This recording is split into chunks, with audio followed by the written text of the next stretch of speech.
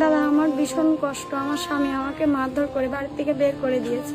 মারধর করে বাড়ি থেকে বের করে হ্যাঁ। দিয়েছে? আচ্ছা, তুমি এখানে থাকো? কার বাড়ি এটা? এটা ভাড়া বাড়ি। ভাড়া বাড়ি থাকো? হ্যাঁ। আচ্ছা আচ্ছা, ভাড়া বাড়ি থেকে তুমি কি করো তাহলে? তোমার চলে কি করে? আমার চলে রুটি ঘুগনি বিক্রি করে। ঘুগনি বিক্রি করো? হ্যাঁ। মানে কোথায়? ভ্যানের উপরে। ভ্যানের উপরে?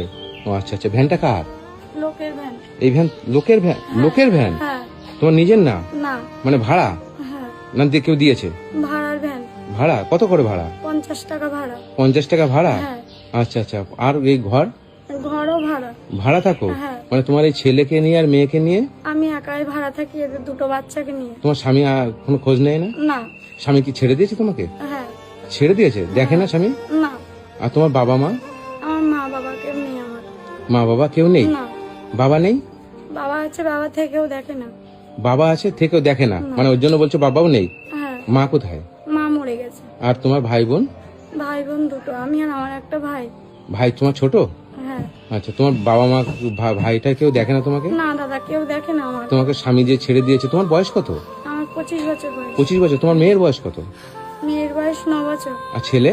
ছেলের বয়স 6 বছর। তোমার ছেলের বয়স 6 বছর, ওই যে মেয়ের বয়স? দেখুন দাদা, শুধু ভাত খাচ্ছে। শুধু ভাত খাচ্ছে? কেন? চলো দেখি। কেন তুমি রান্না করোনি? এই চাল ছাড়া আর কিছু নেই দাদা।